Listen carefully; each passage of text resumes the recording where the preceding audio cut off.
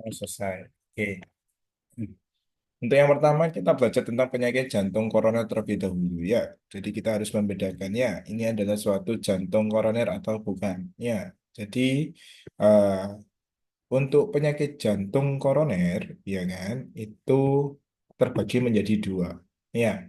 Jadi ada yang namanya angina pectoris, ada yang namanya ACS. Jadi angina pectoris itu bukan termasuk akut coronary syndrome. Ya, gitu. Jadi dia, jadi untuk yang selain akut coronary syndrome itu ada namanya APS. Kenapa kok dia karena APS? Karena nyeri dadanya dia atipikal.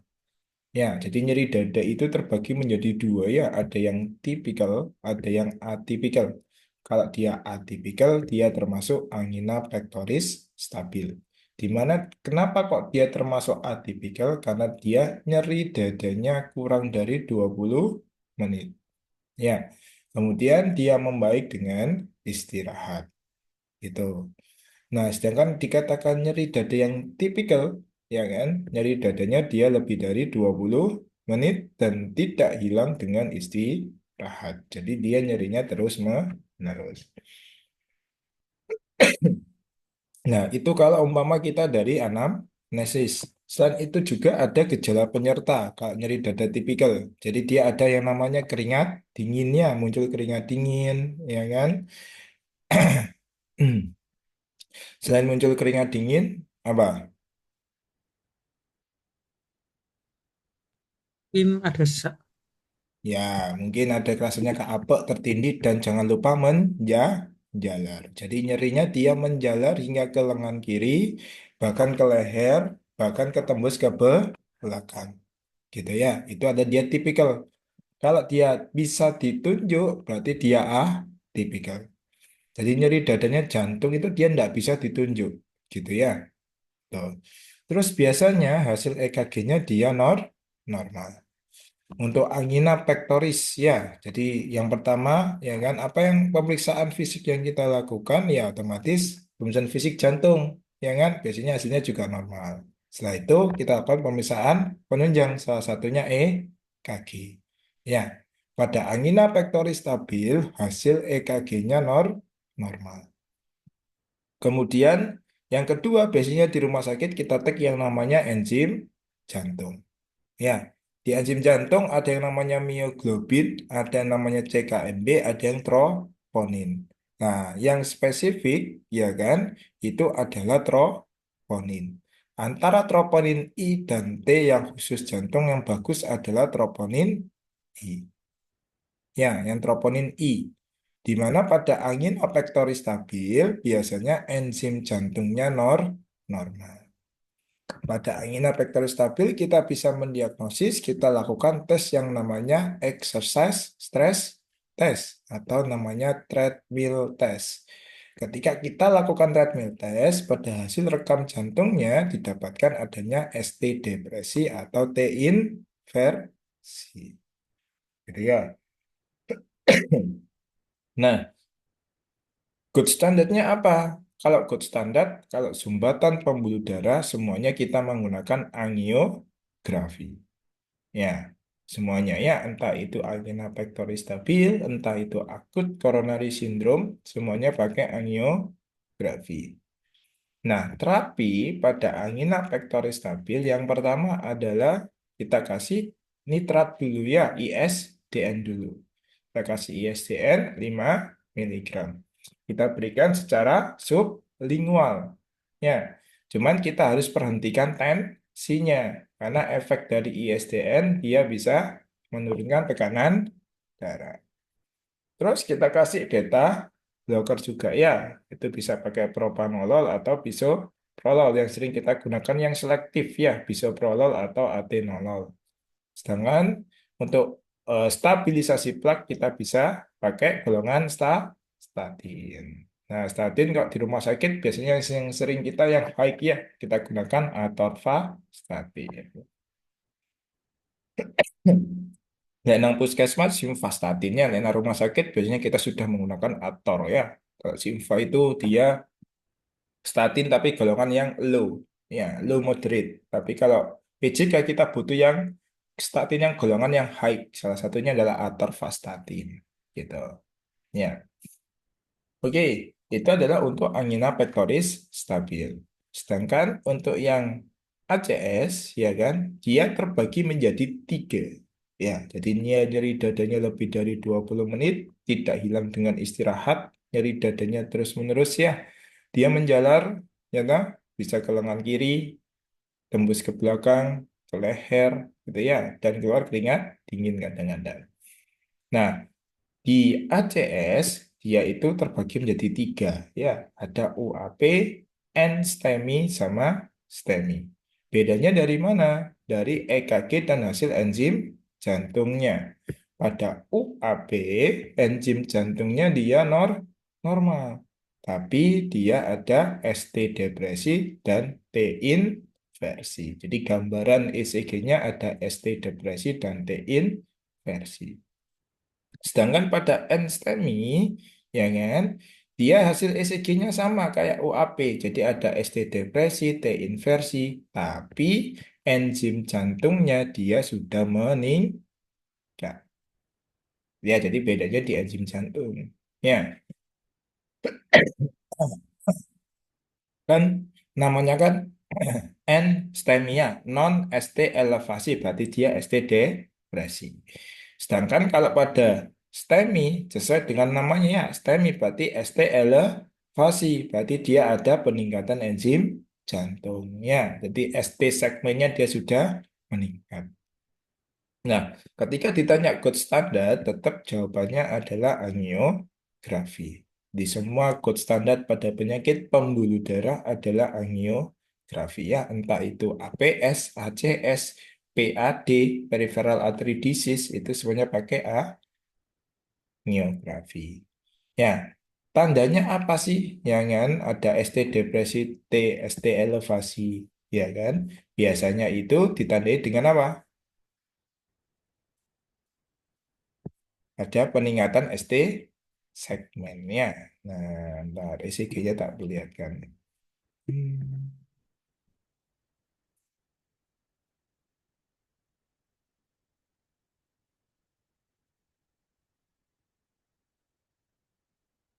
Nah, ini adalah ST depresi ya. Jadi kriteria ST depresi itu adalah kamu tarik garis dulu aja ya. Tarik garis yang imajiner yang lurus dulu. Di mana dia ketika dia sudah turun, ya kan, lebih dari sama dengan satu kotak kecil, ya kan, maka kita boleh mengatakan dia sudah ada ST depresi. Kalau pada ini kan sudah jelas banget ya. Ada down slope sama up slope ya, up ya. Nah, yang tipikal itu adalah yang A dan B. Ya, kalau yang gambaran A dan B ini adalah dia tipikal dia ST depresi. Ya, jadi dia tandanya penurunan ST sekuennya sudah lebih dari 1 mm atau satu kotak kecil. Ingat ya, nah ini loh. Kalau umpama di ECG kan ada satu kotak besar sama kotak kecil. Ya. Nah, kalau normalnya dia lurus kayak gini. Nah, ST segmen itu adalah dari sini sampai sini ya. Ini namanya ST segmen. Ketika dia ST segmennya lurus, biomarkernya dengan yang lain bahkan normal. Tapi kalau dia sudah turun di sini atau bahkan di sini, maka dia namanya ST depresi. Nah, dia sudah lebih dari satu kotak kecil. Gitu ya. Tuh. Nah, jalan itu ada yang namanya downslope ini atau ini ya. Tapi kalau dia yang naik, dia ini kurang spesifik. Nah, selain ST depresi, ada yang namanya T inversi. Kalau T inversi, T normalnya dia ke atas, ya kan? Ketika dia turun, ya kan, ke bawah dan membentuk arrowhead seperti ujung panah, maka dia ada namanya T inversi. Lah, T inversi itu juga tanda dari iskemi. Gitu ya. Jadi bisa salah satu yang keluar ya antara ST depresi atau T inversi. Apakah bisa dua-duanya, Mas? Tidak bisa. Ya, biasanya yang keluar salah satu ya antara ST depresi atau T inversi. Gitu. Oke. Sedangkan ST elevasi kebalikannya. Namanya elevasi dia naik, ya kan? Berarti dia naik lebih dari satu kotak kecil. Nah, antara A dan B, ya kan? Ini dia sudah cukup spesifik, tapi yang paling spesifik adalah yang A ya, naiknya tinggi banget. Ini ya, jadi dia ST elevasi. Sedangkan yang C, ya kan, kalau memang letaknya di lead V1 V2, curigalah dia suatu posterior ya, infak posterior itu juga bisa. Itu. Ya. Nah, ya, tuh. Nah, terus, ya kan? Nah, ada istilah OMI, ya kan? Jadi oat myocard infarct. Tandanya apa? Ada ki patologis. Di normalnya gelombang isi kan P, ya kan? Ini kan gelombang P ya. Ini ki di sini R, S, T ya. Nah, ki biasanya dia cuma turunnya sedikit gitu ya, baru R-nya tinggi S gitu kan. Ketika Q-nya dia sudah turunnya panjang, ya kan, dia sepertiga dari R, maka kita sebut dia suatu OMI ya, atau oat myocard infarct. Taunya dari mana? Perbandingan. Ya, jadi kita lihat dia perbandingan kotak kecilnya. Jadi umpama di sini dia tiga kotak kecil ya, tiga kotak kecil. Kemudian di sini dia sudah berapa? 7 kotak kecil. Berarti kan dia 3/7. Kok 3/3 kan dia sudah lebih dari sepertiga. Kalau dia lebih dari sepertiga, berarti dia termasuk suatu kipatologis. Ya kan? Nah, boleh kita katakan OMI, tergantung dari letaknya. Kalau seperti ini sudah jelas ya, ya sudah jelas suatu OMI. Jadi Q-nya lebih panjang dibandingkan R. Jelas suatu OMI. Apalagi ini, ya, R-nya dia nggak ada. Jadi dia melakukan infonya sudah penuh, nekrosis semua. Seperti itu. Nah, ini adalah transformasi ya, yang awalnya STEMI, ya kan? STEMI, muncul OMI di sini, ya kan? Lama-lama jadi OMI, kronik ya, gitu. Di awalnya STEMI, lama-lama jadi OMI. Nah, untuk infak, lokasi STEMI atau NSTEMI UAB itu tergantung dari lead yang ada di kertas ECG-nya letaknya, gitu kan ya. Nah, ada inferior. Inferior itu adalah ketika ada ST depresi atau ST elevasi di 2, 3, atau AVF.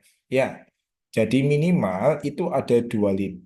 Ya, ketika kita ada 2 lead, baru kita katakan inferior. Jadi contoh, lead 2 sama 3. Nah, itu boleh kita katakan inferior. Tapi kalau cuma satu lead aja, itu tidak boleh kita sebut inferior. Ya, jadi kalau cuma satu lead yang kelihatan, kita nggak boleh nyebut. Ya, tapi kan minimal 2 lead. Begitu juga dengan lateral tinggi. Lateral tinggi adalah lead 1 AVL. Ya, nah biasanya disertai dengan lead mana? Lead berapa? Lead V5 atau V6. Ya, jadi ketika ada V6, lead 1 AVL, ya kan? Nah, biasanya kita sebut lateral. Anteroseptal berarti dari V1 sampai V4. Kalau septal saja berarti V1 dan V2. Anterior V3, V4 ya, atau V2 sampai V4 boleh kita sebutkan anterior. Ya. Nah, ketika lead 1 AVL V1 sampai V6 kena semua, namanya anterior extensif atau anterior luas. Ya, gitu boleh. Nah, ketika ada 2 lead, ya kan, umpama nih V3, V4, dia termasuk anterior. Ternyata satu AVL juga kena, berarti kan lateral ya. Berarti kita gabung namanya ya, namanya adalah anterolateral. Tapi tetap prinsipnya adalah apa? Minimal dua lead. Dua. Ya, gitu. Jadi contoh, ya kan, infaknya di 2, 3, dan V3, V4. Berarti letaknya di mana? Dilit 2/3. 3 V3 3. 4. Berarti letaknya di mana? Berarti inferior Antero inferior. on Gitu ya. Tuh. Berarti dia kena dua pembuluh darah. Gitu ya. Jadi di sini ya untuk pembuluh darahnya ya. Jadi selain inferior dan ventrikel kanan dan posterior ini adalah yang kena adalah yang mana? Cabang arteri kiri. Jadi yang kena adalah left coronary artery. Ya, tapi kalau dia sudah kena inferior, ventrikel kanan, posterior, yang kena adalah mana? Right coronary artery. arteri. Itu ya. Tuh. Ya, jadi kalau umpama bagian itu dia yang kena adalah yang kiri, sedangkan yang kanan adalah yang inferior ya. Gitu. Nah, ini adalah khasnya nyeri dada tadi ya. Yang tipikal. Ingat nyeri dadanya sebelah kiri ya. Nyeri dadanya terus-menerus ya kan? Dia menjalar. Ya, ada keringat dingin, mual muntah ya, bahkan ada sesak, nafas bahkan hingga sampai pingsan. Gitu ya.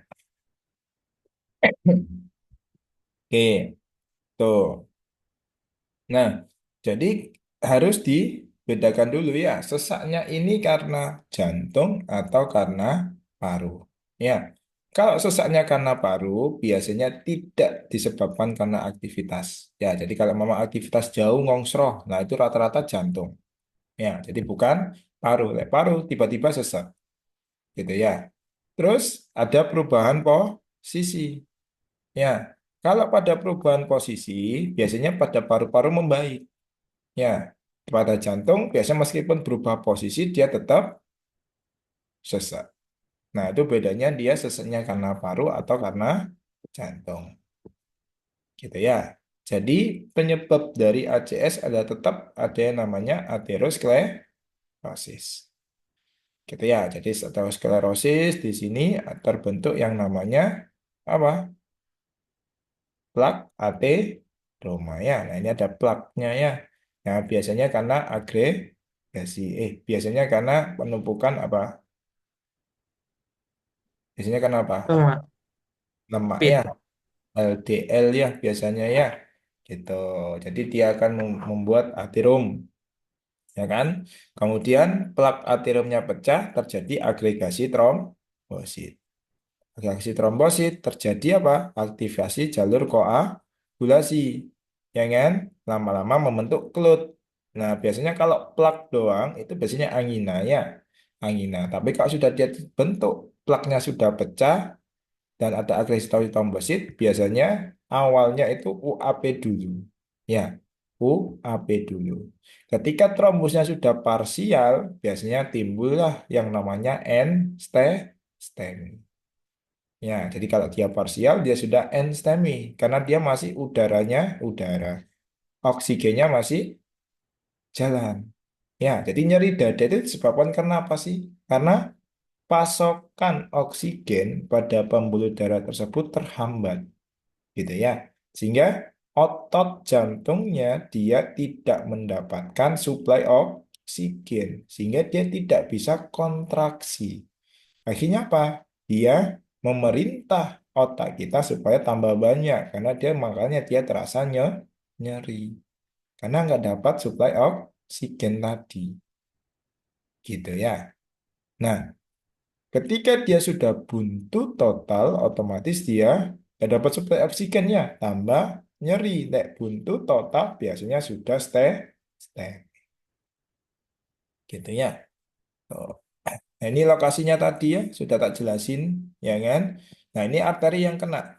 Jadi kalau mama septal, ya kan, dan anterior dan lateral itu biasanya adalah left coronary artery. Tapi ketika pada V1, V4 yang kena adalah cabang dari LAD ya, jadi left anterior descending artery. Sedangkan kalau pada V5 yang lateral, dia kena yang circumflex artery. Ini adalah cabang dari arteri koroner kiri. Nah, untuk yang inferior, ini yang kena adalah right coronary artery. Nah, biasanya kalau inferior kena, biasanya kita cek yang namanya posterior ya, dan ventricle kanannya. Gitu. Oke. Oke ya. Nah, ini adalah algoritma ACS ya. Nah, dia kemungkinan dia ini SKA atau bukan ya. Nah, kalau dia kemungkinan ya dicek tetap yang pertama adalah cek EKG dulu ya. Nyeri dada kiri, cek EKG aja langsung cek EKG sama diagnostiknya. Diagnostiknya apa? Yaitu enzim jantung. Ketika EKG-nya normal, enzim jantungnya normal, observasi kemungkinan dia suatu angina. Gitu ya. Tapi kalau dia definitif hasil EKG dan enzimnya meningkat, ya sudah, ya kan? Dia terapi sesuai dengan SKA ya. Entah dia UAP, NSTEMI, STEMI tetap ya dilakukan terapi sesuai dengan SKA. Nah, apa terapi awalnya? Yaitu onacom ya. Itu. Oh, sorry, OA klonim sekarang ya. OA klonim sekarang. Yaitu oksigen dulu tetap ya. Kita berikan oksigen jika saturasinya kurang dari 90%. Setelah itu kita loading dual antiplatelet. Ya, bisa kita kasih aspirin, clopidogrel, ya kan? Untuk anti trombusnya ya, untuk memecah dulu. Nah, untuk dosis aspirin itu 160 sampai 320 miligram. Satu tabletnya 80 ya. Boleh dikasih 2 tablet atau 4 tablet langsung. Tuh, ya. Minimal 2 tablet. Sedangkan clopidogrel, ya kan, dosisnya adalah 300 sampai 600. Ya, kalau clopidogrel, ya kan, obatnya isinya 75 miligram. Jadi minimal 4 tablet. Tuh. Nah, pemberian nitrat diberikan ketika pasiennya nyeri. Jadi ketika ada nyeri dada, kasih nitrat dulu sublingual 5 miligram. Ya, kemudian dievaluasi apakah masih nyeri atau tidak. Kalau masih nyeri, boleh kita berikan dengan interval 5 menit. Berapa kali? Biasanya 3 kali.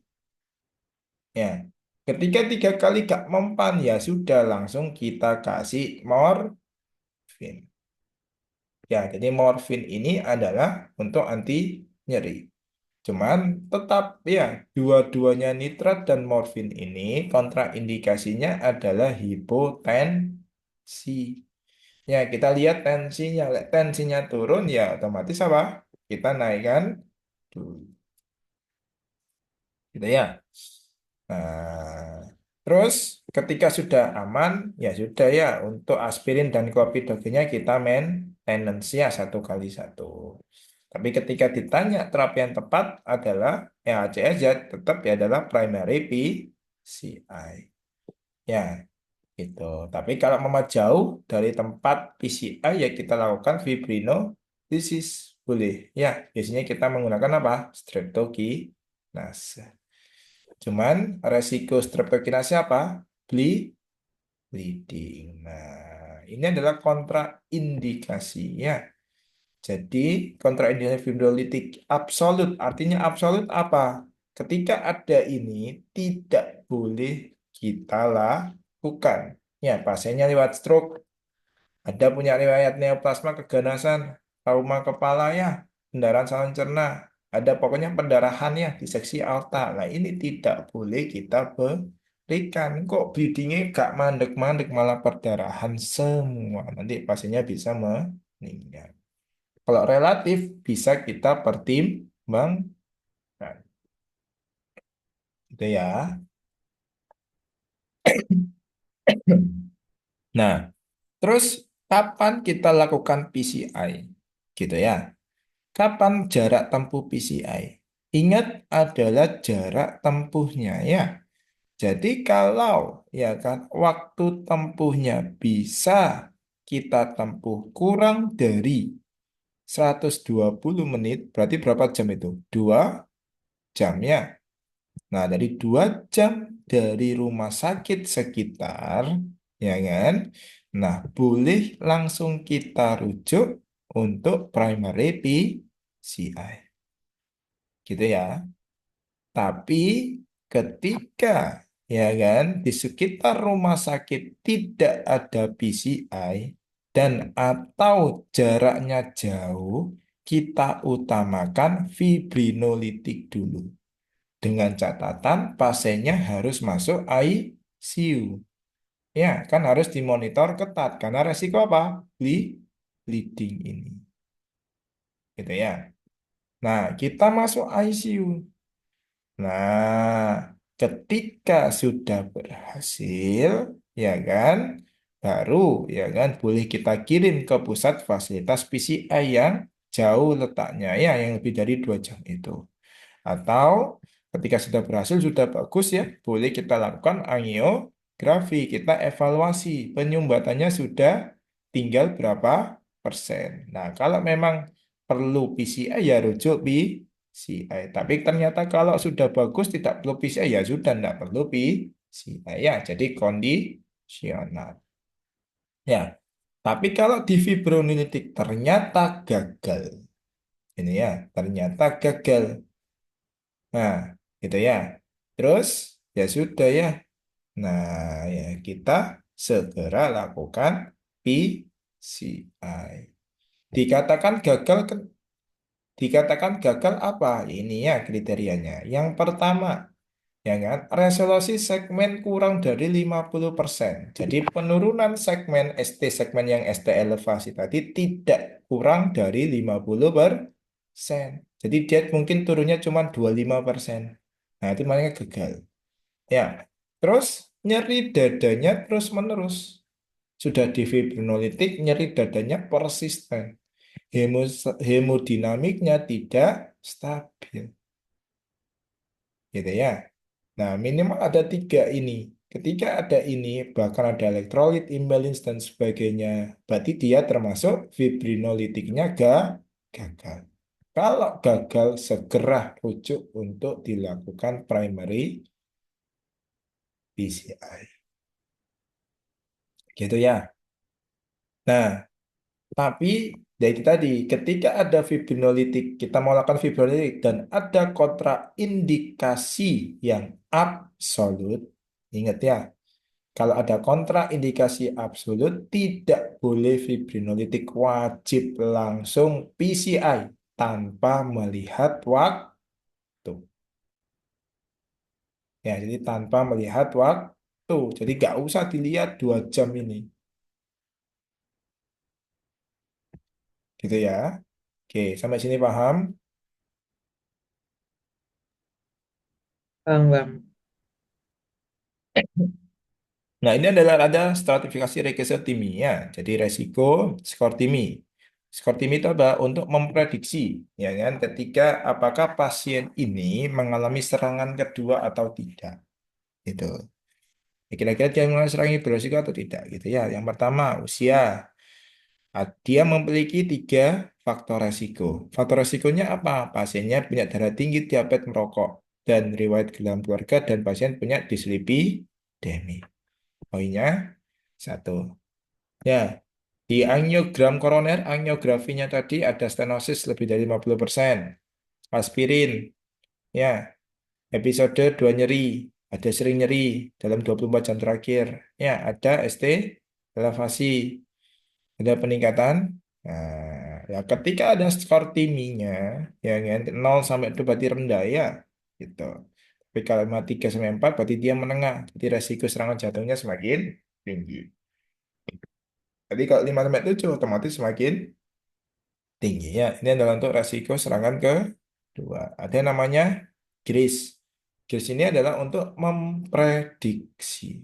Ya, jadi memprediksi kira-kira kematian di rumah sakit ketika pasien dengan nyeri STEMI atau ACS itu berapa persen. Skornya ketika kondali itu adalah rendah ya, kematiannya 1%. Tapi kalau dia sudah di atas 140, resiko tinggi ya, lebih dari 3%.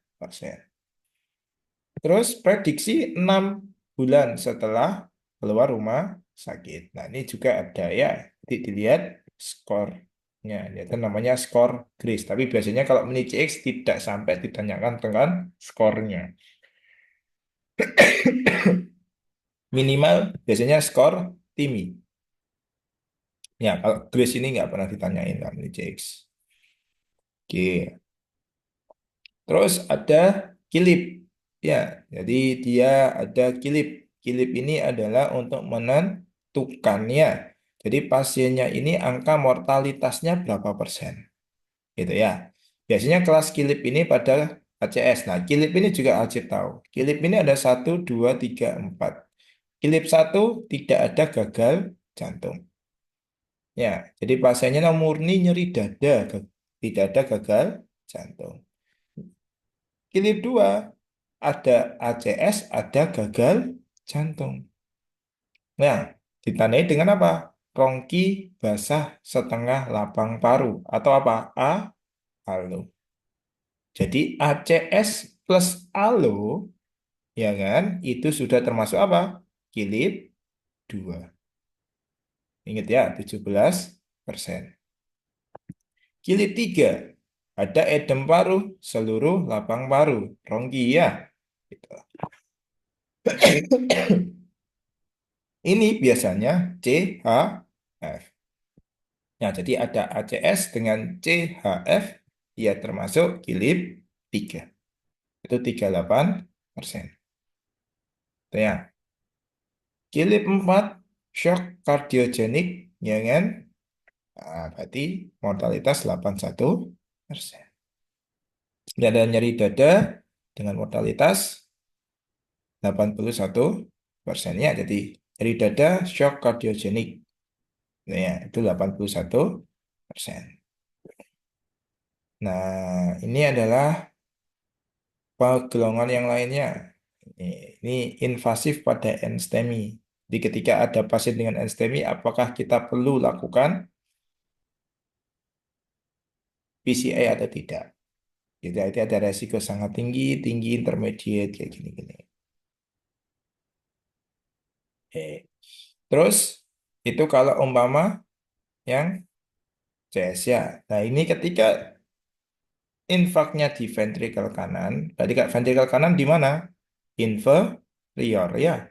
Jadi kalau di inferior, ventrikel kanan, dan posterior, berarti dia kenanya adalah right coronary artery. Kalau right coronary artery berarti sumbatannya di ventrikel kanan. Kalau left coronary artery berarti sumbatannya di ventrikel kiri. Gitu ya. Tuh. Nah, ketika yang kena adalah steminya di inferior atau right coronary artery berarti yang kena adalah ventrikel kanan. Ya kan? Nah, ketika pada ventrikel kanan tetap ya kan, terapinya adalah apa? Pergantian volume. Biasanya kita loading malah. Ya, gitu. Kita loading, ya kan? Sambil kita kasih obatan tadi nggak apa-apa ya. Sambil kita revaskulasi dini pembuluh darah. Revaskulasi ini apa? Ya, kita lakukan PCI atau fibrinolitik sesuai dengan kriteria yang di atas tadi. Tapi terapi utama pada ventrikel kanan adalah tetap pergantian volume. Ya, boleh kita loading sampai 2 liter. Ini kalau murni ventrikel kanan. Gitu ya. Tuh. Oke, itu adalah untuk ACS atau nyeri dada. Ada pertanyaan sebelum kita bahas tentang gagal jantung?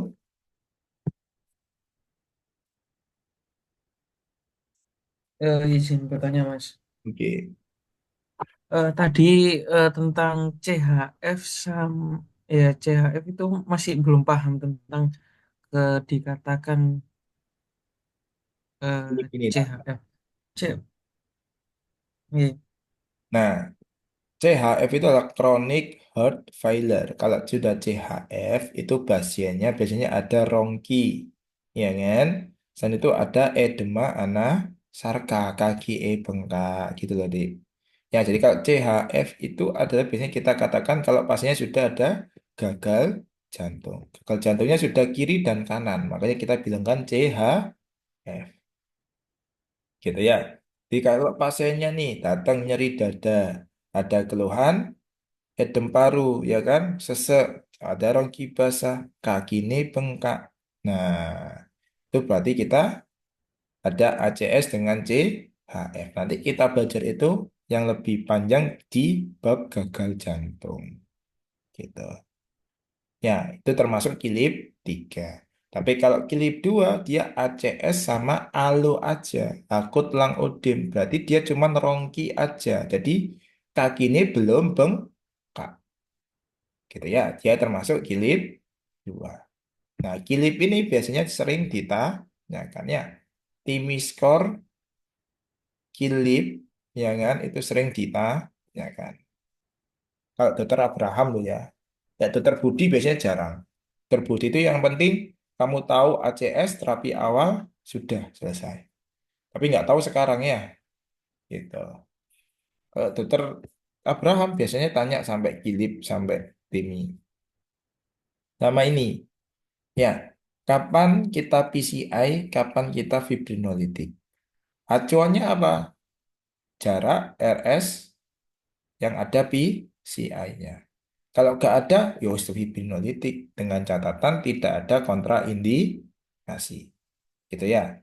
Tapi kalau ada, ya sudah, ya kan? Dilihat jarak tamnya. Ya, lebih dari 2 jam enggak? Lek kurang dari 2 jam, ya udah rujuk aja. Lek lebih dari 2 jam, fibrinolitik dulu. Nih ya. Nah, ini sering ditanyakan. Kapan dilakukan PCI? Gitu ya. Oh. Oke, aman? Nah, Oke, aman. Sebelum kita lanjut, kita sholat maghrib dulu ya. oke, Nah, nanti 18.30 kita ketemu lagi ya. Cukup kan 10 menit? cukup Mas. Oke. Ya udah. Sholat dulu ya. Wassalamualaikum. Baik Mas. Oke, topik yang kedua tentang gagal jantung ya. Namanya gagal jantung ya berarti dia sudah fungsinya sudah berkurang. Ya, jadi gagal jantung itu dia bisa karena yang pertama gangguan struktur, ya kan, atau dan juga ada gangguan fungsi ya. Nah, gagal jantung itu, ya kan, dia terbagi menjadi dua. Ya, jadi dia ada akut, ada kronik.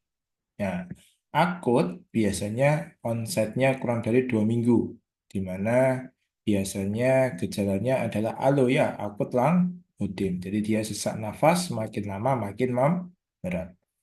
Pada pemeriksaan fisik didapatkan adanya rongki basah halus, ya, terutama di bagian asalnya. Dan pada ronsennya dapat adanya bedwing appearance ya, atau curly line. Tuh. Nah, pada akut dia kan terbagi menjadi dua ya, ada ADHF, ada de novo. Kalau ADHF biasanya dia punya riwayat gagal jantung sebelumnya. Ya, jadi dia sudah pernah gagal jantung, tiba-tiba serangan lagi. Makanya dia disebut dengan ADHF. Sedangkan de novo itu adalah pertama kali. Jadi dia pertama kali kena serangan gagal jantung. Jadi dia tidak punya riwayat gagal jantung. Nah, sedangkan kalau kronik berarti kan onsetnya 2 minggu ya. Nah, kalau kronik ini ya kan dia terbagi menjadi dua. Dia termasuk gagal jantung kiri atau gagal jantung kanan. Gimana membedakannya adalah dari gejala. Gagal jantung kiri itu maksudnya adalah dia kelainan pada ventrikel kiri. Jadi ventrikel kirinya dia gagal fungsi. Istilahnya seperti itu. Maka organ sebelum ventrikel kiri apa? Paru. Maka gejala yang timbul ada yang berkaitan dengan paru-paru, yaitu sesak. Ya, jadi ada sesak napas, ada dyspnea the effort. Ya, artinya apa? Ketika dia jalan jauh, semakin lama tambah sesak. Alexis Panadol, dyspnea, sering terbangun di malam hari karena sesaknya. Otopnya, dia lebih nyaman ketika duduk. Ya, gitu. Ada rompi, ada paru-parunya. Yang berhubungan sesak-sesak berarti dia ada gagal jantung kiri. Nah, sedangkan gagal jantung kanan. Ya, gagal jantung kanan berarti organ sebelumnya apa?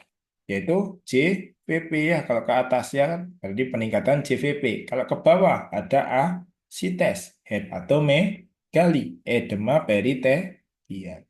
Makanya kalau umpama ada sesak napas biasanya sesak napas tok berarti dia gagal jantung kiri atau biasanya keadaannya akut biasanya yaitu kita sebut ALU. Gitu ya. Tapi kalau dia sudah ada bengkak berarti dia termasuk gagal jantung kanan. Gitu ya. Nah, ketika pasien tersebut nih ada gagal jantung kiri dan gagal jantung kanan, pasiennya sesek, kakinya bengkak. Berarti duanya ya. Sorry, sorry. Kalau ada dua-duanya, ada gagal jantung kiri dan gagal jantung kanan, kita nyebutnya CHF ya. Chronic Heart Failure. Jadi CHF itu adalah gagal jantung kiri dan gagal jantung kanan. Gitu. Nah, terus ada istilah cor pulmonale. Cor pulmonale itu apa? Gagal jantung yang disebabkan karena penyakit paru. Di pasiennya itu clue-nya adalah dia punya riwayat penyakit paru-paru dulu. Nah, jadi pasiennya ada riwayat penyakit paru-paru. Contohnya yang paling sering adalah PPOK. Pasiennya punya PPOK, jadi dia menyebabkan yang namanya hipertensi pulmonal. Akhirnya lama-lama dia menyebabkan apa? Gagal jantung kanan. Ya, kan jantung kanan kan dia mompa ke jantung kiri lewat paru-paru toh gitu ya. Nah, karena paru-parunya rusak, yang rusak adalah organ sebelumnya yaitu jantung kanan. Maka gejalanya juga akan ada jantung kanan, gitu ya. Jadi dia ada masalah sesek karena paru-parunya, kakinya bengkak karena kor pulmo. Nah, seperti itu ya. Gitu. Oke. Ya, jadi dekom cordis, ya kan? Dekom itu ya gagal jantungnya, gitu. Kongesti. Kongesti itu kayak kiri dan kanan. Gitu ya. Oke. Terus, nah kalau gagal jantung, ya kan, kalau secara patofisiologi di sini, ya kan, itu tergantung ini ya. Dia adalah contractility. Contractility itu apa? Berarti denyut jantungnya ya. Ada preload, ada darah yang masuk ke jantung, afterload, darah yang dipompa ke seluruh tubuh. Nah, jadi kalau masalah patofisiologi berarti tergantung. Intinya adalah, ya kan, gagal jantung itu adalah ada kelainan struktur, ya kan, struktur berarti organnya dan fungsinya. Gitu ya, maka dia menyebabkan gagal jantung. Entah itu ketika fungsinya sistolik, entah itu ketika diastolik. Yang penting ada dua ini. Ya, strukturnya bermasalah. Struktur biasanya apa? LVH. Left Ventricle Hypertrophy. Nah, itu berarti dia sudah kelainan struktur. Ya. Nah, fungsinya apa? Ejection fraction-nya berkurang. Nah, makanya dia disebut dengan gagal jantung itu ada dua masalah disebut. Ada gangguan struktur dan fungsi. Gitu ya. Intinya di situ. Kalau ini cerita patofisiologinya, berarti kan dia sistolik sama diastolik ya. Entah itu dia gagal pompa atau gagal diastolik ya. Diastolik kan pengisian jantungnya. Kalau mama sistolik mah mompa. Intinya di situ. Ini intinya sama ya. Karena gagal jantung karena kan backward ya. Karena organ sebelumnya ya. High compliance, hipertensi pulmonal, tidak terlalu itu. Nah, ini penyebabnya. Ya, jadi penyebab etiologi dari gagal jantung itu banyak. Ya, tuh. Jadi bisa karena kelainan miokardnya. Ya entah itu karena PJK, ya kan tadi kan ada kilip ya kan. Nah jadi penyakit jantung koroner itu bisa menyebabkan gagal jantung juga. Ya ada karena beban dari jantungnya ya entah itu hipertensi, ya kan yang paling sering memang hipertensi ya atau karena kelainan katup entah itu pada mitralnya, tricuspidnya, ya kan? Nah, aorta, pulmonal, katupnya ada yang bermasalah ya, ada yang regurgitasi, ada yang stenosis. Terus ada juga karena aritmia. Nah, resiko yang lain bisa karena diabetes, sindroma metabolik. Sindroma metabolik ini ya bisa karena DM, AT, dislipid, ya. Dan aterosklerosis. Tuh, tapi kalau gagal jantung kanan biasanya bisa juga karena penyakit paru. Jadi ya bisa namanya cor pulmonale. Nah, ini yang penting pada gagal jantung. Kalau misalkan anatomi ini jarang sekali ditanyakan. Yang penting ini ya. Jadi fungsional, klasifikasi fungsional berdasarkan NIHA ya. New York Heart Association. Ada kelas satu, 2, 3, dan 4. Kelas satu biasanya ada tak ada batasan aktivitas sehari-hari. Artinya apa? Dia kayak orang normal biasa. Jadi ada tidak keluhan sesak. Sedangkan kelas 2 ada gejala dan ada aktivitas berat. Jadi dia harus aktivitas berat dulu, ngoyoh dulu, lari 50 kilo dulu baru timbul sesek. Nah itu ya, atau lari 10 kilo dulu baru timbul sesek. Itu kan beratnya aktivitasnya ya. Nah itu termasuk kelas 2 ya. Sedangkan 3 itu aktivitas ringan. Aktivitas ringan itu apa? Nyapu. Ya, nyapu sebentar, ngos-ngosan. Jalan ke depan sebentar, ngos-ngosan. Gitu ya. Nah sedangkan aktivitas 4 apa? Ini dia nggak ngapa-ngapain sudah ngos-ngosan. Tidur aja sudah ngos-ngosan. Gitu ya, sehingga dia tidak membaik dengan istirahat. Jadi ngapapun dia sudah ngos-ngosan. Nah, itu adalah kalau misalkan nih ya. Kalau ejection fractionnya itu bisa kita lihat berdasarkan apa? Nih, ya. Jadi dari apa? Eko. Jadi gagal jantung good standarnya adalah ekokardiografi. Dari hasil eko tersebut, kita bisa lihat fraksi ejeksinya. Kira-kira fraksi ejeksinya masih normal atau tidak. Ketika fraksi ejeksinya kurang dari 40% disebut reduce, berkurangnya. AFR, EF. Tapi kalau dia fraksi ejeksinya adalah 41 sampai 49 itu adalah mild. Ya, moderate. Ya, jadi heart failure MEF. Tapi kalau dia lebih dari 50%, maka dia preserve. Preserve ejection fraction. Gitu. Ya, oke. Jadi memang kalau mau di atas 50% itu masih dikatakan normal. Cuman terkadang ada yang sudah mengalami serangan gagal jantung. Makanya dengan catatan ini ya. Nah, jadi ada gejala yang lain. Gitu ya. Oke, dosen penunjangnya sama ya. Di tetap kita lakukan EKG, tetap ya EKG, tapi gold standarnya adalah Eko ya. Pada foto toraknya khasnya terlihat kardiomegali. Kalau kardiomegali berarti kita CTR-nya lebih dari berapa persen? 50. 50% atau 55? Kalau fotonya Mm-mm. Apin 55. Ya, kalau fotonya AP 55, kalau PA 50 ya. Oke, tuh ya. Terus ini kalau kanan, ini kiri ya. Ini contoh gambaran ECG-nya ya. Kalau kanan biasanya gambar ECG-nya ada gambaran khas P pulmonal.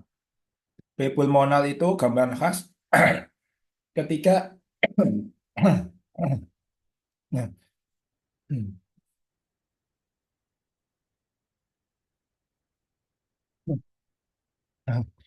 P pulmonal itu gambaran khas ketika ada pembesaran atrium kanan.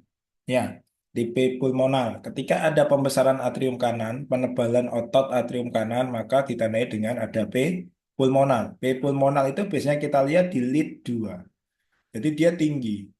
Ya, tingginya lebih dari 2,5 kotak kecil. Normalnya ada mentok 2,5. Kalau lebih dari 2,5 kotak kecil, maka dikatakan ada P pulmonal. Gitu ya. Itu P pulmonal. Selain itu, pada gagal jantung kanan ditandai dengan penebalan ventrikel kanan, ya, atau RV, nah ya, right ventricle hypertrophy. Tandanya apa RVH? RVH adalah delete V1, gampang aja. Di V1, gelombang R-nya itu lebih tinggi dibandingkan gelombang S-nya, gitu ya. Nih. Nah, nanti tak kasih contoh ya. Sedangkan di kiri, ya kan. Nah, pada atriumnya ada P mitral. P mitral itu kayak McD ini ya. Jadi P-nya ada 2 titik. Ya, jadi ada gelombang M di P-nya. Nah, itu namanya P mitral. Kalau ada P mitral berarti ada penebalan atrium kiri.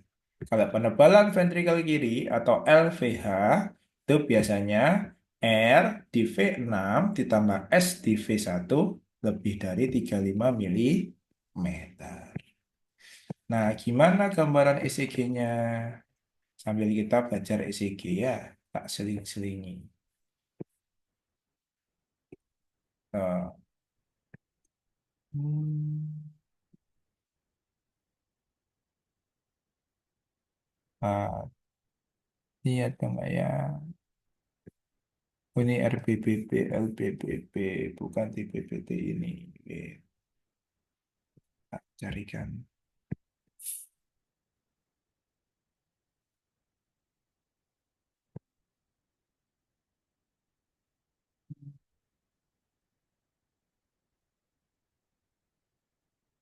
Nah, ini ya.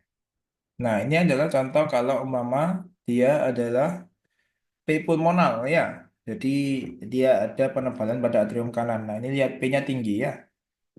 Jadi dia lebih dari 2,5 milimeter ya, atau lebih dari 2,5 kotak kecil. Nih, biasanya kita lihat khasnya adalah di lead 2. Lihat aja lead 2 pokoknya. Khasnya di situ. Kalau atrium kiri ada P mitral. Lihat aja di lead 2. Itu ya. Jadi dia sudah mitral lebar. Lebarnya apa? Lebih dari 12 detik. 0,12 berarti lebih dari 3 kotak ke kecil. Gitu ya. Oh. Nah, ini yang ventrikel kiri. Nah, hafalin aja yang ini ya. Nah, jadi poin D ini. Jadi nggak perlu yang lain, nggak perlu. Jadi S di ventrikel kanan dan R di ventrikel kiri lebih dari 35 milimeter. Ingat ventrikel kanan itu simbolnya adalah V1, V2. Itu melambangkan ventrikel kanan. Ya, kalau ventrikel kiri V6, V5. Nah, ketika kamu membandingkan V1 harus dengan V6. Kalau V2 harus dengan V5. Jadi tidak boleh dibalik. V1, V5, V2, V6 tidak boleh. Jadi harus V1 dengan V6 atau V2 dengan V5. Gitu ya. Kita bandingkan S dengan R, R-nya. Nah, kayak gini. Ya, jadi ini ya S dibanding R-nya. Nah, S-nya ini kan yang ke bawah. Kita lihat berapa kotak ke kecil. Nah, ketika di bawah ini ada 20 kotak kecil, gitu ya. Terus V6-nya ternyata 20 juga. Berarti 20 tambah 20 berapa? 40 kotak kecil. Nah, berarti di jumlah berarti dia sudah lebih dari 35. Ya. Nah, ketika dia sudah lebih dari 35, maka kita katakan ada pembesaran ventrikel kiri atau left ventricle hypertrophy. Nah, kriteria lain ini ya ada down slope, ya ada ST like depresi. Nih ya, nah ini poin 2. Jadi dia ada ST depresi atau T infeksi di ventrikel kirinya. Jadi ketika kriteria atas ini terpenuhi, ya kan, kita penuhi ya, dan kamu lihat di V6-nya ternyata ada ST depresi, ini jangan dibaca iskemik. Nah, karena dia adalah khasnya dari LVH, gitu ya.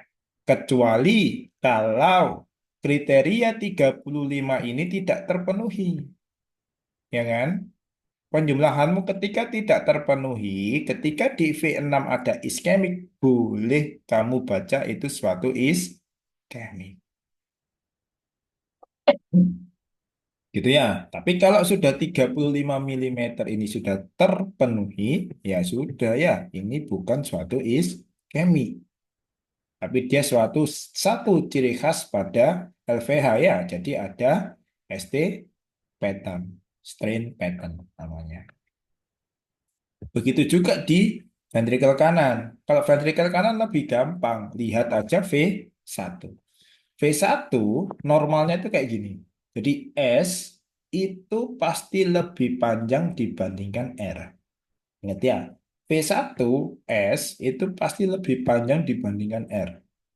Gitu. Ketika di V1 itu R-nya lebih panjang dibandingkan S, maka dia dikatakan apa? Right ventricle hypertrophy. Itu aja khasnya. Ya, jadi ketika di V1, normalnya kan ke bawah ya, S lebih panjang dibandingkan R. Nah, ketika kamu lihat nih, di V1 ternyata R-nya lebih tinggi dibandingkan S-nya. Nah, berarti dia ada pembesaran ventrikel ke kanan. Udah, patokan itu aja cukup. Jadi nggak perlu kriteria yang lainnya. Di ventrikel kanan juga sama, nanti ada ST like depresi. Jadi ketika ada seperti ini ya, nah jadi di V1-nya dia sudah tinggi R-nya, tiba-tiba ada ST depresi. Nah itu bukan iskemik, tapi salah satu tanda hipertrofi ventrikel kanan. Kecuali, ya kan, jadi di V1-nya S-nya lebih panjang dan ada ST depresi. Ya sudah, berarti itu iskemik karena dia tidak memenuhi kriteria right ventricle hypertrophy. Itu ya. Jadi tahu ya kapan itu dibaca iskemik, kapan itu dibaca suatu hipertrofi. Oke, itu aja yang perlu dipegang. Yang kriteria lainnya AAK gini-gini tidak usah. Gitu. Yang penting kamu tahu, kamu bisa jawab, gitu ya. Tidak terlalu sempurna ya nggak masalah. Kalau terlalu sempurna SPJP nanti kamu. Gitu ya. Yang penting kamu tahu pedoman patokannya. Oke. Ada pertanyaan? Nggak ada, aman? Aman ya? berarti semisal eh, untuk dari yang gagal jantung ini Mas, dari eh, berarti gambaran semisal kalau yang kronik gitu ya, Hmm. berarti itu apakah bisa kalau dari gambarannya juga ada bad wind appearance gitu? Ada, Bisa bisa, jadinya. bisa. Berarti dia Jadi kronik tapi dalam fase akut bisa, bisa. Tapi kronik itu kita katakan kronik biasanya pasiennya stabil deh. Artinya apa? Dia rutin kontrol ke poli tidak datang ke IGD, gitu ya. Paham nggak? Tapi kalau umpama dia datang ke IDD, berarti dia lagi keadaan akut, berarti lagi serangan, gitu ya. Berarti akut on CHF, gitu ya. Jadi kita kasih ke seperti itu. Ya, boleh kita kasih langsung ADHF. Ya, ADHF. ADHF itu apa tadi? Nah, akut decompensated heart failure. Berarti riwayat gagal jantung. Itu ya diagnosanya. Jadi ADHF. Berarti dia sudah pernah gagal jantung. Cuman sekarang lagi fase akut-akutnya. Makanya bilangnya ADHF. Gitu ya. Gitu. Oke, itu ya. Nah, sekarang terapinya apa? Kalau mama gagal jantung, intinya adalah diuretik. Posisikan dulu semivoler, ya kan? Kita kasih oksigen kalau saturasinya turun, kasih diuretik. Sudah kita kuras cairannya. Gitu ya. Nah, kita kuras cairannya, jangan lupa kontrol tensi. Gitu. Oke. Nah, intinya cuma di situ aja. Dan yang lain-lainnya ini pasang DK kan. DK ini apa? Kateter ya. DK itu kateter fungsinya apa? Untuk menghitung balance cairan. Jadi salah satu monitoring pada gagal jantung itu wajib ya. Berapa input, berapa output. Nah, diuretik itu ada dua. Ada yang hemat kalium, ada yang boros kalium. Yang boros kalium itu furosemid ya. Yang hemat kalium apa? Spironolak. Tuh. Ya. Nah, terus di sini nggak ada ini ya, akral hangat itu penting pada gagal jantung bentar Kak cari. Kayak ada deh. Ini hangat kering pucat. Ini nggak ada. Jadi gagal jantung itu terapinya itu tergantung apa? Tergantung akral pasien. Ingat ya, sing Forester itu loh ya. Nah, gagal jantung itu tergantung itu. Ini nggak ada PPT-nya. Sih, tak carikan. Dulu kayak aku pernah.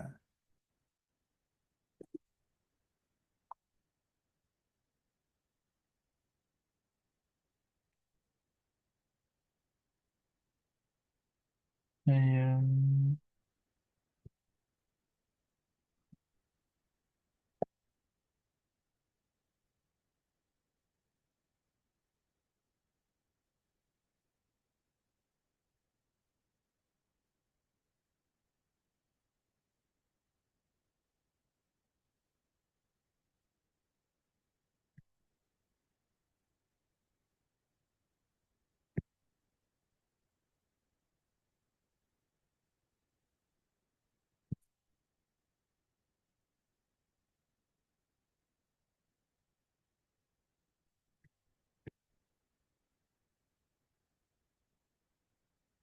karya tak cari dulu.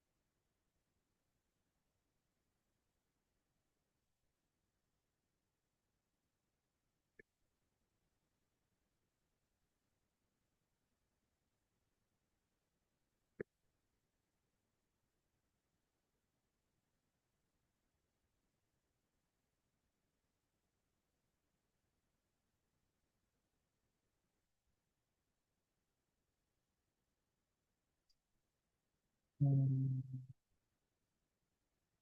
ini deh.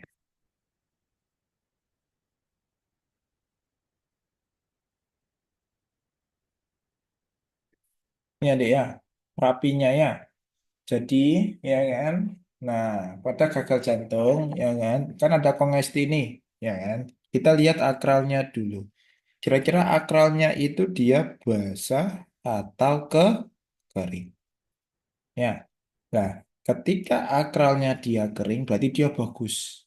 Artinya apa? Hemodinamiknya dia oke. Ya, stabil. Jadi dia sampai ke perifer dia kuat. Nah, ketika dia kering dan teraba hangat, ya, berarti apa? Perfusinya dia kuat.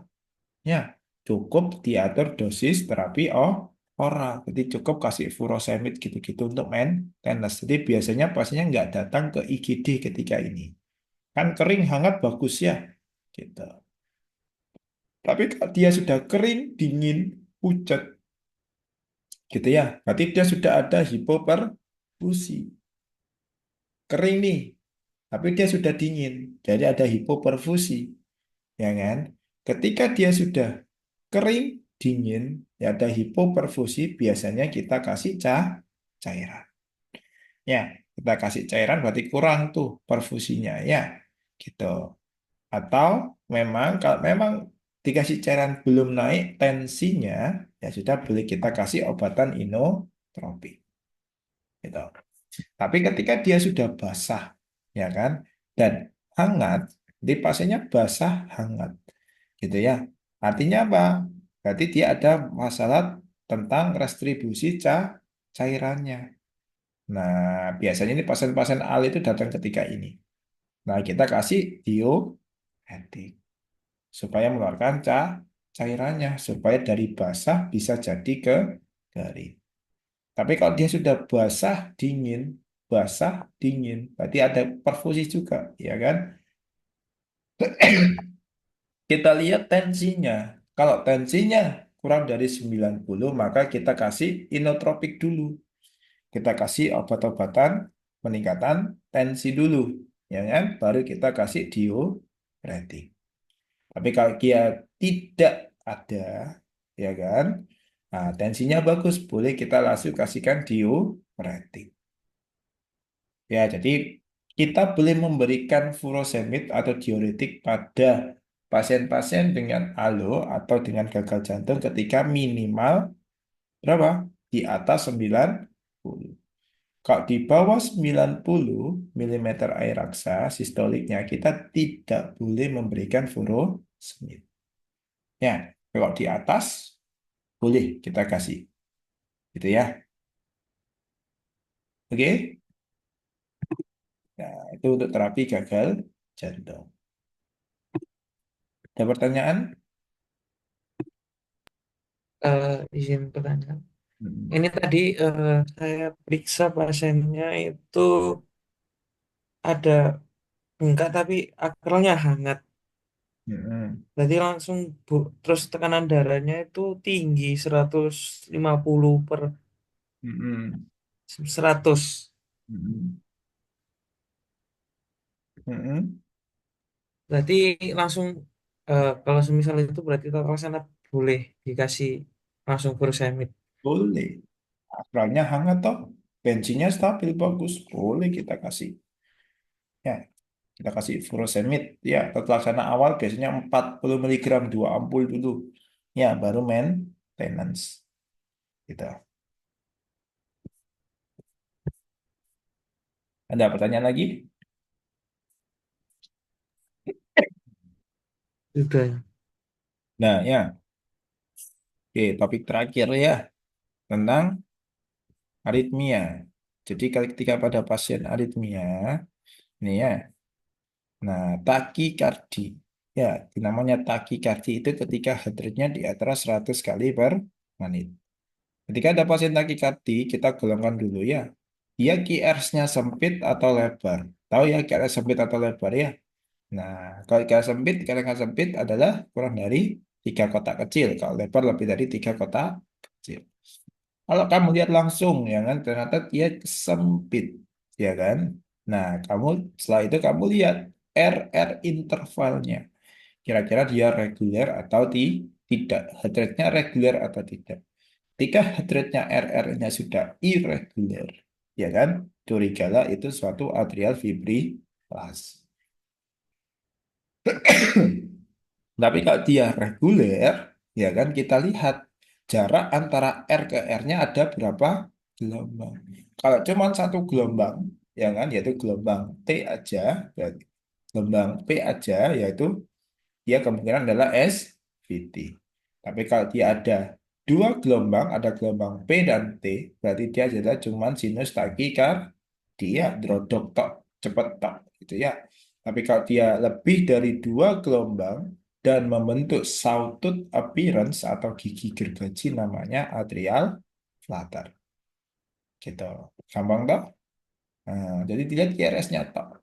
Tapi kalau dia lebar, ya kan, dilihat dia irregular atau reguler. Kalau irregular berarti ventricle fibrilasi. Kalau reguler berarti ventricle tachycardia. Tachycardia ini ada dua ya, ada monomorphic sama polymorphic. Kalau monomorphic itu berarti satu jenis. Kalau poly berarti dua ya, ada yang tinggi, ada yang rendah. Kalau polymorphic biasanya kita sebut dengan torsade de Poix. Terapinya adalah kita menggunakan MgSO4. Tuh. Ya, nah ini contoh yang polimorfik ya, ada yang tinggi, ada yang rendah, tinggi, rendah ya. Ini namanya polimorfik ya atau torsade de Poix. Ini adalah VF. Ya, ini VT, ventricle tachycardic RS lebar satu, untuk SVT ya. Nah, R ke R dia cepat tapi cuma ada satu ke gelombang. Ya, SVT. Ah, ini AF ya. Cara R ke R-nya beda ya. AF. Terus ini flutter ya. Berarti sawtooth A, Iraks gigi ger, gaji R ke R-nya P-nya lebih dari 2 ya. Tuh. Ini kalau mama dia cepat tapi ada dua gelombang di antaranya P sama T ya. Ini T ini P ya. Tuh, P sama T dia ada sinus lagi. Nah, nah, terapinya apa? Kalau mama sinus takikadi, kalau takikadi, ya kita lihat dulu, ya kan? Pasiennya ini stabil atau tidak, gitu ya. Artinya stabil atau tidak dilihat apa? Sah, saham. Ya, ada saham atau tidak? S-nya shock. Ada shock enggak? Pasiennya ya, dilihat dari akranya. Pasiennya nyari dada enggak? Ya, ada hipotensi enggak? Ya, ada ALE enggak? Ada mental alternation atau penurunan kesadaran. Dilihat dulu. Kalau ada salah satu, berarti dia tidak stabil. Kalau tidak stabil, terapinya adalah dengan terapi listrik atau dengan kardioversi. Ya, nah kalau SVT, ya kan, biasanya kita menggunakan stratus. Cuman kalau atrial flutter, SVT atrial flutter kita dengan stat 50 Joule. Tapi kalau ventricle tachycardy itu kita stratnya adalah 100 Joule. Atrial fibrilasi dosisnya adalah 120 sampai 200 Joule. Ya, kalau VF biasanya kita DC shock langsung ya. Gitu. Defib atau DC shock. Ya, karena biasanya pada pasien VF, pasiennya sudah tidak sadar. Terus kalau pada kardioversi, biasanya pasiennya kan sadar ya. Jangan lupa di anestesi dulu ya. Biasanya kita injeksi midazolam. Ya, dibuat tidur dulu baru dikejut. Jadi ojo pasiennya sadar dikejut sano ya kesetrum kejang-kejang pasien ini. Ya, gitu. Tapi kalau di gejala pasiennya tidak ada saham, berarti dia stabil. Kalau stabil kita pakai obatan. Kalau SVT boleh kita pakai vagal maneuver dengan catatan tidak ada bruit, ya, tidak ada nggak punya stroke, ya, nggak punya sumbatan yang lainnya. AF nggak boleh ya. Tuh. Tapi ini pertama pada SVT tetap kita menggunakan AD. Sedangkan pada atrial fibrilasi, pada atrial flutter, linia pertamanya adalah beta blocker ya. Cuma di Indonesia beta blocker injeksi tidak ada. Ya, nah, biasanya kita pakai CB, calcium channel blocker. Kita gunakan yang non dehydropyridine. Biasanya kita pakai apa? Vera, Pamilia atau diltiazem. Oh. Terus digitalis, ya digitalis ini biasanya kita gunakan pada pasien AF disertai dengan palu. Nah, jadi AF dengan gagal jantung biasanya sering kita gunakan gigi alis ya. Tapi kalau pada VT biasanya kita gunakan amiodarat.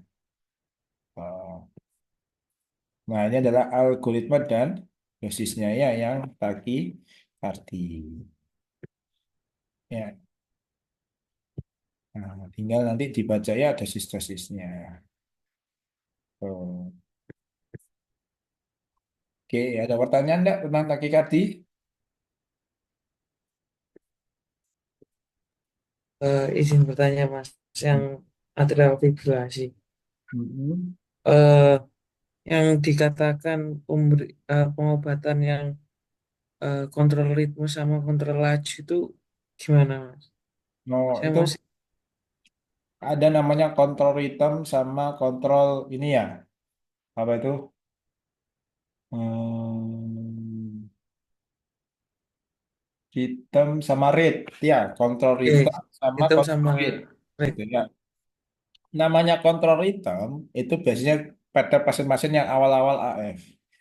Gitu ya. Kontrol ritme itu intinya adalah kita mengembalikan ritmenya menjadi sinus lagi. Gitu ya. Jadi dia pertama kali AF kita kontrol ritme tujuannya apa? Dia normal. Jadi dia tidak AF lagi. Makanya kita lakukan kontrol ritme. Gitu ya. Tapi kita gunakan kontrol rate. Rate itu adalah untuk mengurangi rate dari AF-nya. Dia sudah AF yang sudah lama atau dia sudah membandel gitu. Biasanya kita gunakan kontrol rate. Bedanya itu. Cuman aku nggak punya PPT-nya, Dik. Gitu. Nggak ada PPT-nya. Kalau AF biasanya memang itu ya. Jadi AF itu ada beberapa klasifikasi gitu. Ada yang namanya kalau nggak salah intermittent persistent gitu-gitu ya. Nah, kalau intermittent kan masih awal. Biasanya kita pakai kontrol ritme dulu. Ya, jadi kontrol ritme itu ada ritme irama. Ya, ya, ritme itu irama. Artinya apa? Kita mengembalikan iramanya seperti semula. Yang awalnya AF jadi sinus. Intinya seperti itu. Tapi kalau umpama dia kontrol rate, berarti dia rata-rata dia sudah persisten. Artinya dia sudah lama menderita AF. Gitu loh. Sehingga yang kita lakukan adalah rate-nya saja yang kita kontrol. Jadi yang awalnya cepat 160, 140 rate-nya kita turunkan biar supaya 70 sampai 90. Jadi rate-nya saja yang kita turunkan ya. Kalau rate berarti denyutnya saja. Paham maksudnya enggak? Gitu ya. Makanya biasanya pasien yang pertama kali kena AF, rata-rata kita kasih kontrol ritme dulu. Tapi kalau dia sudah AF berulang, biasanya kita pakai kontrol rate. Intinya di situ. Memang ada dua prinsip, gitu ya. Cuman aku nggak punya PPT-nya, deh. Jadi nggak bisa menjelaskan secara itu. Sorry, sorry. Di sini juga nggak ada kayaknya. Nggak sedetail itu. Tapi yang tak bilang kan paham ya, gitu ya.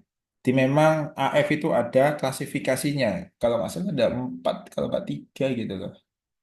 Dua di awal, dua atau tiga di awal itu masih bisa kontrol ritme, tapi kalau yang sudah persisten itu dia tidak bisa. Jadi dia sudah pakai kontrol rate saja. Biasanya kalau kontrol rate, biasanya obat yang digunakan adalah beta blocker biasanya. Yang untuk mengontrol ritme-nya gitu ya. Tapi kalau kontrol ritme biasanya sih yang kita gunakan adalah amiodarone. Gitu. Paham ya? Mas. Oke. Ada pertanyaan nggak? Berarti kalau mengetahui pernah atau baru gitu ditanyakan, tetap ditanyakan ya Selain dari iya, gejala gitu. sebelumnya Bapak ini sering drodok nggak? Sering drodok nggak gitu. Intinya kan itu kan. Nah, kalau sering kira-kira berapa lama, sudah berapa lama Pak, serangan terakhir kapan, gitu ya. Jangan lupa minum obat rutinnya apa saja, kan bisa dilihat dari situ, gitu. Jadi memang harus ditanya dulu, gitu. Tapi kalau memang kamu nggak tahu ya, terapi awal ya kontrol ritme dulu, gitu. Ini paham. Paham ya?